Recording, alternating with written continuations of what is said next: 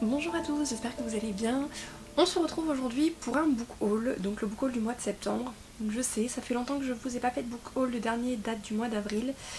Donc dites-moi en commentaire si vous voulez que je vous retrouve tout ce que j'ai acheté entre avril et septembre. Il n'y en a pas eu énormément puisque j'avais pas fait beaucoup d'achats.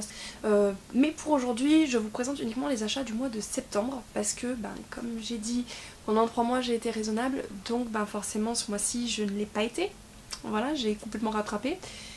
Donc il y a quand même pas mal de livres qui s'ajoutent à ma palle et j'avais envie de vous présenter tout ça. Tout d'abord j'ai acheté Vivez votre vie en mieux de Margot Caput, qui est une youtubeuse que je suis depuis un petit moment maintenant. J'aime beaucoup ce qu'elle fait, j'aime beaucoup ses vidéos, donc sa chaîne c'est Les Astuces de Margot, que je vous mettrai en lien là-dessous. Et j'aime beaucoup sa mentalité, j'aime beaucoup sa personnalité, j'aime beaucoup ce qu'elle dégage. Donc quand elle a sorti son livre, ça m'a forcément donné envie de découvrir ce qu'elle y avait mis dedans, parce que même dans ses vidéos et dans ses stories au quotidien sur Instagram, elle apporte beaucoup, enfin personnellement elle m'apporte beaucoup et j'apprends beaucoup de choses sur la manière d'améliorer mon quotidien grâce à elle. Elle a plein de petites méthodes qui sont vraiment très pratiques et donc du coup j'ai acheté le livre que j'ai à peine entamé. J'ai lu 30 pages, donc vraiment j'en suis au tout début. Mais j'aime beaucoup le format, j'aime beaucoup comment ça se présente. Il y a des photos, il y a des encadrés dans lesquels il y a des petits trucs à remplir, des choses qui ressortent par rapport à d'autres. Voilà, j'aime beaucoup la mise en page et le format. Je vous montre un petit peu, voilà, il y a un petit peu de tout dedans. Et je pense en reparler soit ici, soit sur le blog dès que je l'aurai fini, donc très bientôt. Ensuite, ma mère m'a prêté Les Amants du Pont d'Espagne de Martine Marie Müller. Donc elle-même, c'est une amie à elle qui le lui a offert. Enfin une amie à elle, c'était sa prof de français quand ma mère était au lycée. Donc elles ont gardé contact, je trouve ça très très beau. Donc sa prof de français, donc son amie, le lui a offert en lui disant de me le prêter après parce qu'elle pensait que ça pourrait bien me plaire. Donc juste en me fiant à leur avis à toutes les deux, je vais lire très bientôt Les Amants du Pont d'Espagne. Mais en soi, je n'ai pas lu le résumé, je ne sais pas de quoi il parle, en dehors du fait que ça se passe durant la Première Guerre mondiale. Si j'ai bien compris la seule ligne que j'ai lue.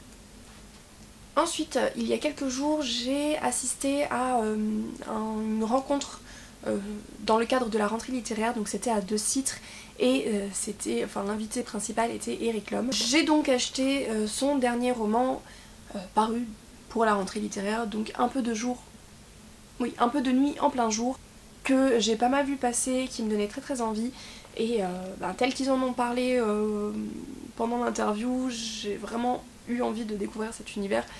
On est dans un monde où on a un peu, je crois que ça se passe à Paris, oui c'est bien ça, ça se passe à Paris, et on est dans un monde où il y a deux mondes séparés, donc le monde d'en haut de la surface et le monde dans les caves où tout est beaucoup plus sombre et où deux modes de vie complètement différents s'opposent, et j'ai hâte de découvrir ça et de vous en reparler très bientôt. Sachant que pour ma part j'avais découvert la plume de Eric Lhomme dans Le Regard des Princes à minuit, que j'avais vraiment adoré, donc j'ai hâte de retrouver sa plume. Ensuite, pendant cette même soirée, les libraires nous ont parlé de leur coup de cœur de la rentrée littéraire et l'un d'entre eux m'a donné particulièrement envie. Il s'agit de There de Tommy Orange.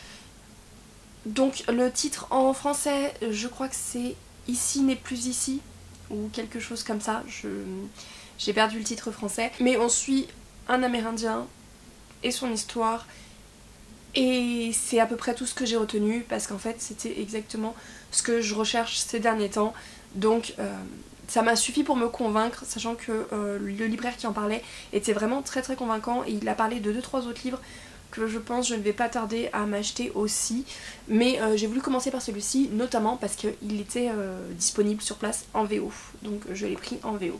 Ensuite on m'a aussi offert des livres ce mois-ci. Donc Gaëlle Magnier m'a offert Tel le Phénix, donc je dis son nom et son prénom entier parce que en fait elle est autrice. Elle est en fait l'autrice de La Dramaturge, romance historique qui se passait à l'époque victorienne que j'ai beaucoup aimé. Et donc au détour d'une conversation, elle m'a proposé de m'envoyer son recueil de nouvelles, tel le Phénix. Et en fait, sa nouvelle à elle qui est dedans avait remporté un prix. Et j'ai hâte de le lire, puis de découvrir aussi les autres auteurs qui sont dedans.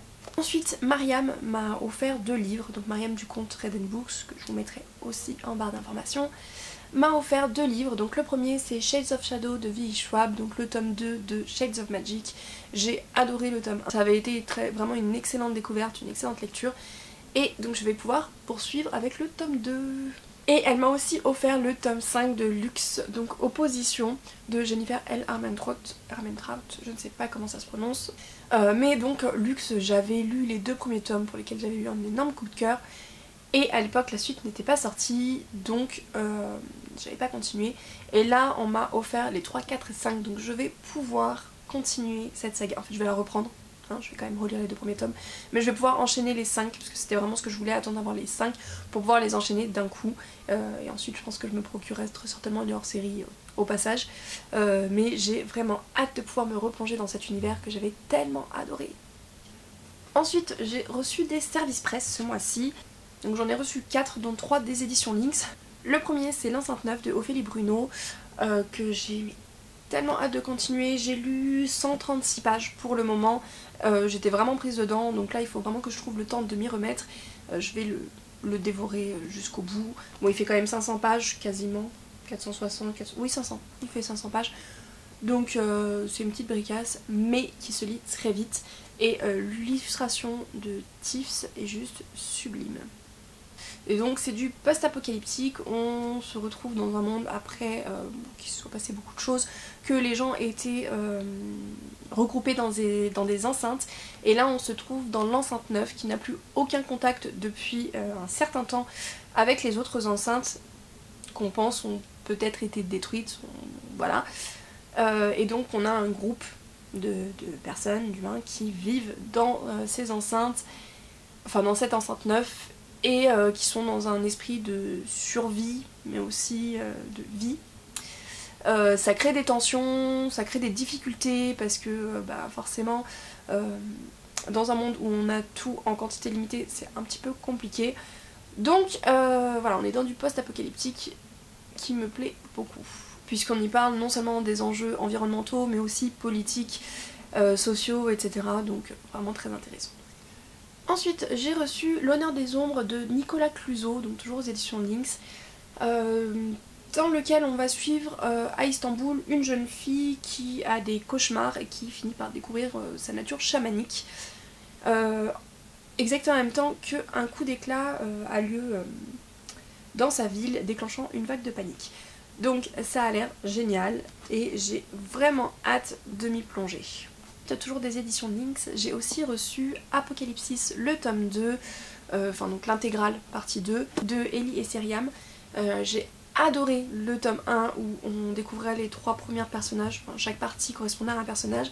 Donc là il me reste un personnage à découvrir et le tome 5 qui regroupe, enfin qui conclut la saga, et j'ai vraiment très hâte de découvrir cette suite et fin, parce que j'ai vraiment eu un gros coup de cœur pour la première partie et la plume tellement intéressante et originale de l'autrice. Et enfin, aux éditions Rebelles, j'ai eu comme service presse Terre d'ombre, le premier tome Messagère de V.I. Prats.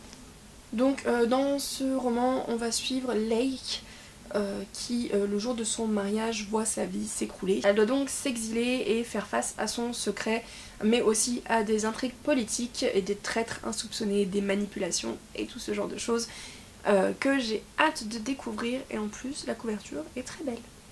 Donc voilà pour cette première partie. Maintenant on arrive aux achats que j'ai fait en salon, puisque sur ce mois-ci j'ai assisté à plusieurs salons. Le premier c'était à Pusignan, à côté de Lyon, et le deuxième c'était aux Aventuriales, à Ménétrol, à côté de Clermont-Ferrand. À Pusignan, j'ai été raisonnable, je n'ai acheté qu'un seul roman, mais ce n'était pas prévu. Il s'agit des Chroniques des Fleurs d'Opale, tome 1, partie 1. Alors le tome 1 s'appelle La Candeur de la Rose, et ce gros pavé n'en est que la partie 1, qui est écrit par Yelena. Donc dans ce roman, on va suivre une jeune fille qui est une héritière des déesses, ou une déesse elle-même, je ne sais plus, qui a été éduqué dans un couvent et qui va décider de sortir de ce couvent, ou être forcé de sortir de ce couvent, je ne sais plus. Mais donc c'est un personnage chez qui on va retrouver un côté très érudit mais aussi très innocent. Et j'ai vraiment hâte de le découvrir puisque j'ai au moins 2 personnes qui m'ont tellement chaudement recommandé ce livre que j'ai vraiment hâte de le découvrir, surtout que l'une d'entre elles c'est quand même quelqu'un avec qui j'ai pas mal de lectures en commun, donc je me fie vraiment à son avis. Et il faut aussi dire ce qui est, hein, la couverture est vraiment magnifique. J'ai eu un coup de cœur pour la couverture et donc j'ai hâte de le lire, même si bon ben il est écrit petit et il y a beaucoup de pages.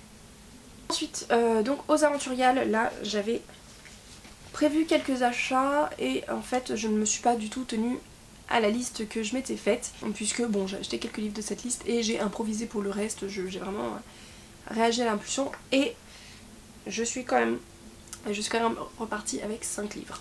Donc le premier c'est le Sénéchal tome 1 de Grégory Darossa.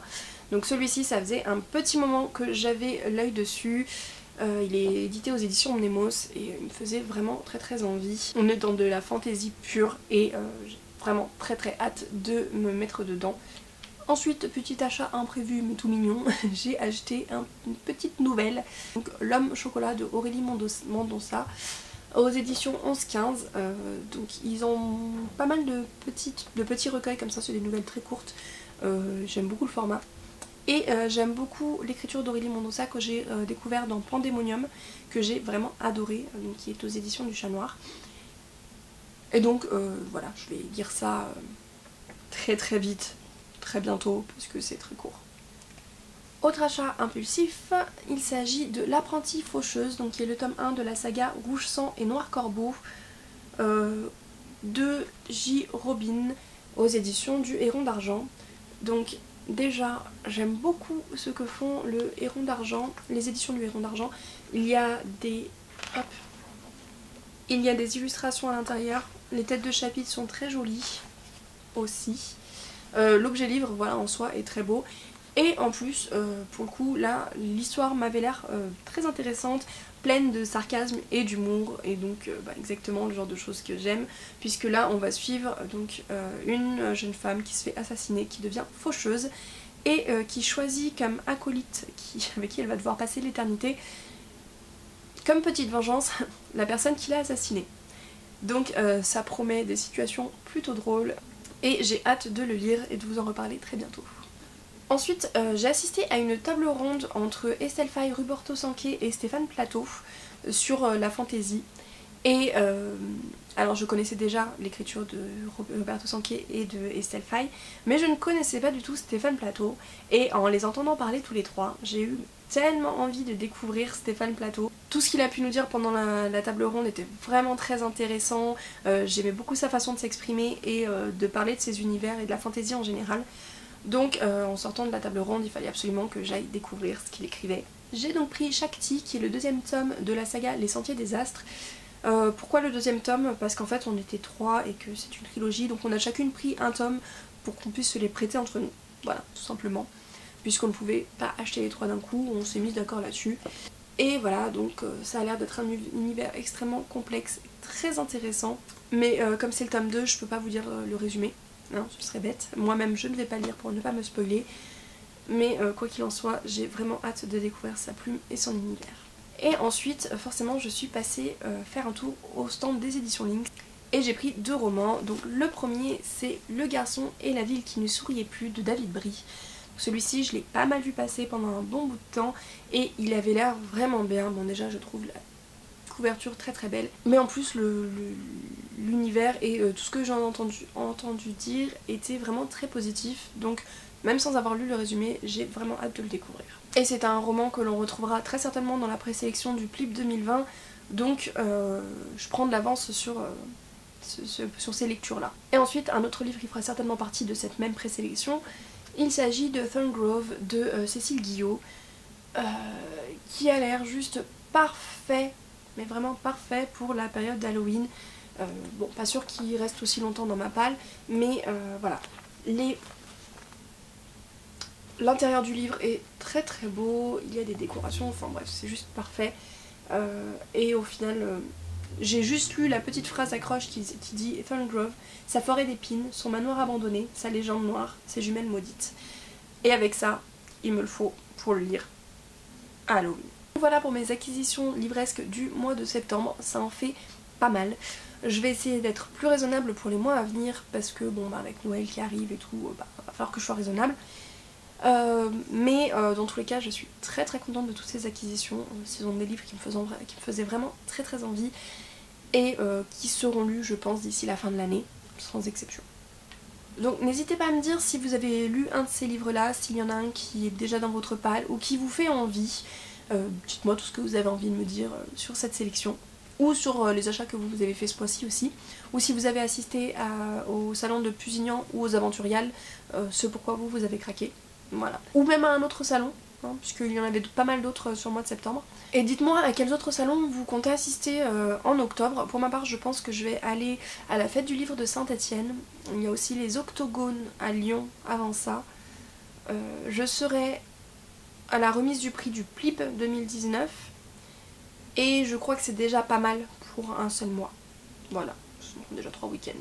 Donc voilà, donc on se retrouve en commentaire. Sur ce, je vous souhaite à tous de très bonnes lectures et je vous dis à très bientôt. Salut!